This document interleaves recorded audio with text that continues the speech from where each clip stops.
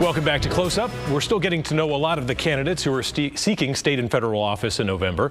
In the contest to take on incumbent Senator Jeanne Shaheen, a lot of Republicans have their eye on retired General Don Bolduc. He's our guest this morning, along with his service dog, Victor. Thanks for being here, General. Thanks, Adam. It's a pleasure to be here. We appreciate your time. So you've been at this for 8 months now, but there's this pesky presidential primary that kind of sucked up a lot of the attention in the process. And so now there's a getting to know you process that is being revisited a little bit for everyone involved here. So you're going to be unveiling a compact with New Hampshire. Tell us what's in it and what voters should know about you. Right. So on Monday, tomorrow, we're going to be doing a kickoff tour, and that kickoff tour is going to be in Windham, and Al Letizio is going to be sponsoring that. And I'm going to unveil what I think is hugely important to the people of New Hampshire and the people of New Hampshire. Constituent support, number one. Protect our Constitution, number two. Strengthen our economy, buy down our spending and debt and deficit, which is a huge problem and will get worse if we don't get fiscally responsible people in place, and our national security and national defense. Hugely important, safety and security of Americans. And we got a lot of work to do there. Where are you going to cut? That's always the question when it comes time to get the deficit.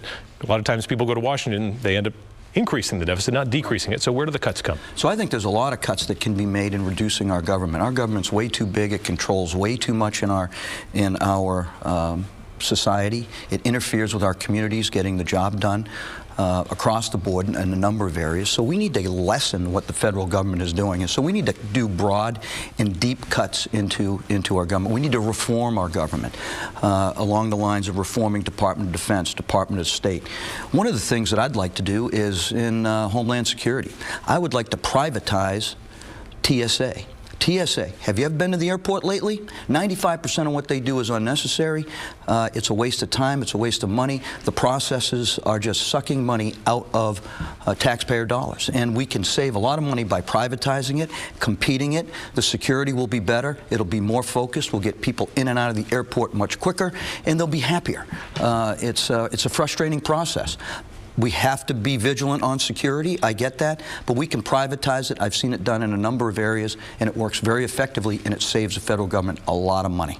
Your background is military, and that's nonpartisan, and that's been a very attractive thing for candidates in the past in terms of fealty to the Constitution rather than a party. But Washington right now is so partisan. It's almost like people want to send the most active partisan fighter down there. So how can you convince Republicans that you're going to be the guy, that movement conservative who's going to go down there and not back down when it comes to the Democrats? Well, I think my 33 years of military service and the fact that I stood up against the establishment in the military in 2013 and 14 when the Obama administration wanted to change the strategy in Afghanistan, I was one of the few general officers, if not only the only general officer, that stood up and said, hey, listen, we have 80% of Afghanistan security in the rural areas right now. The Taliban's on the run. We need to stick with this strategy. If we give up this strategy, it's going to reverse. Casualties are going to go up. Well, what did we do? We changed the strategy. Casualties went up. The security situation reversed. And now we're in the situation that we're in Afghanistan. And so I've stood up as a general officer on behalf of the men and women that I worked for and I served. So I know I can do that in the United States Senate, and I can do it effectively. Now, that got me a 4-year tour in Africa, but that was okay because I learned a lot about Africa and the instability in Africa and the insecurity that presents for our government, our partners in Africa and Europe, the Middle East, the Levant, Asia and South America, all touching America. I know I can go down there and make a difference. I want to get back to Afghanistan, but you mentioned your service in Africa, which I believe you were there when the Ebola outbreak was happening. Yes. What were some lessons learned that you gathered there from the efforts you were undertaking that you can apply to the coronavirus? So I was the lead general officer on behalf of General Rodriguez, the AFRICOM commander, in putting together our national and international strategy and our U.S. AFRICOM response to that. And so, hey, the first thing is, being prepared to prevent the worst outcome. We had been prepared for that. We constantly watch pandemics. We constantly watch malaria. We constantly watch Ebola and other things that go on in Africa. So we were prepared to step forward, bring together a regional response to this, work with the State Department, set up a task force back in the United States in the Department of State, very, very effective. Bring up the awareness, bring people together, bring calmness, take away the fear factor, and allow the governors to be able to protect their states and make decisions in a very decentralized way.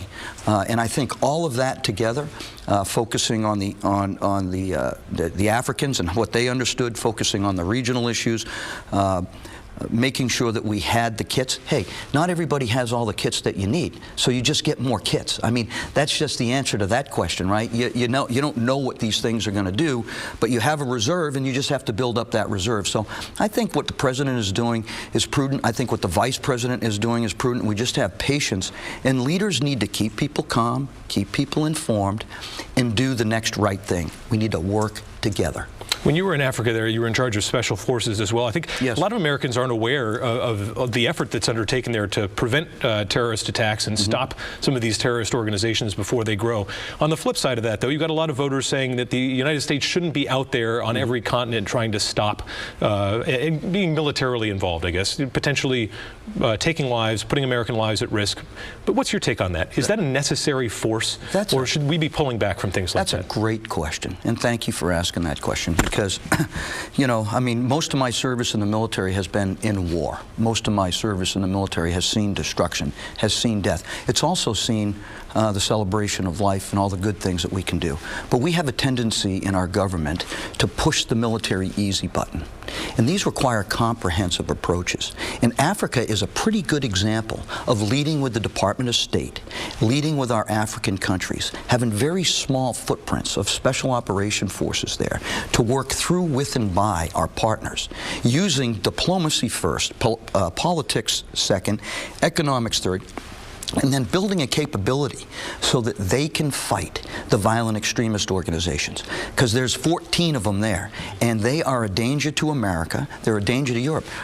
What's going on in Mali, in that regional area there out in Western Africa, the French believe is the front line of their war on terror. Up north, the Brits, the Dutch, the Germans, they believe that's their front line. Refugee issues, we have to really stabilize that. The military has a role, it's part of the solution, but it's not the solution. So what we need to do is get people in the United States Senate that have had 33 plus years of service, a great apprenticeship to sit on the Senate Armed Services Committee and other committees to be able to drive the right response and force a comprehensive solution. When the president had made the airstrike against General Qasem Soleimani, taking out the Iranian general there, this was a decision that ended up in the political realm pretty quickly, obviously with the Democratic primary going on. But in response, the president eventually came out and said, you know, we had some American service members injured, and I don't want to get the words wrong. They had 11 members airlifted, some of them with traumatic brain injury, and he described their injuries as, quote, headaches, and said, I don't consider them very serious. Now, you've been a relentless advocate for wounded warriors, particularly in the areas of TBI and how that impacts post-traumatic stress. Were you disappointed at all in the president's words? Well, I don't think I was disappointed. What we need to do is continue to inform people and get them to understand exactly what the depth and breadth of the problem is. Traumatic brain injury can be as severe as any physical injury. And we have, across our society today, a lack of understanding, and we continue to stigmatize it. And so what I did in that to that response to the president was offer him my help and my expertise, which I will do as a senator, to help inform. Now, what did that result in? That resulted in his senior advisor for brain health calling me up and asking me to participate this summer in a national brain health conference that they're going to have. That's the result we want. Coming together, working together, informing people, and making sure that we have an understanding so that we can help our service members and our veterans deal with this mental injury. In terms of Afghanistan, finally getting back to that, it's time for the military to get out, you think? Yes. I've been advocating that since I heard President Trump, as candidate Trump, say it. We do not have a policy, we do not have a strategy that supports another body bag or another hospital bed. Having said that, We need to transition carefully. We need to do it thoughtfully. First thing that we need to make the point is the men and women in Afghanistan that have served there for the last 18 years have done the job. And they've done it with honor, and they've done it with integrity, and they have made America proud. That's the first point that we need to make. We have brought the Afghan government and their military and their police as far as we can bring them. It's time to bring our military home. It's time to focus on the real threat, which is a counterterrorism threat of ISIS and Al-Qaeda. And it's time to figure out how we're going to gain regional stability there with India, Pakistan, Afghanistan, Uzbekistan, Tajikistan, Kazakhstan, Iran. We have to start thinking regionally in a comprehensive way where we lead diplomatically, economically, and politically. The military has a role now in Afghanistan. It's small. We need to get our forces out of there. We need to stop advising, assisting, and doing the job for the Afghan government and the Afghan military and police, and let them do their job and figure out what kind of peace and what kind of government they want. Now, the Taliban has been in that government since 2004. They have an official political party that's recognized in Afghanistan. Taliban in the government isn't new. A lot of Americans don't know, aren't aware of that. A lot of people aren't aware of that. We need to make them aware of that. And they have to figure it out. Afghans have to figure it out, not Americans and not 37 other countries in the international community. All right, General Don Bolduc. Thank you so much. Thanks for your time on Close Up. I really appreciate it. We'll see you out there on the opportunity. campaign trail. God bless you. And thank you, Victor.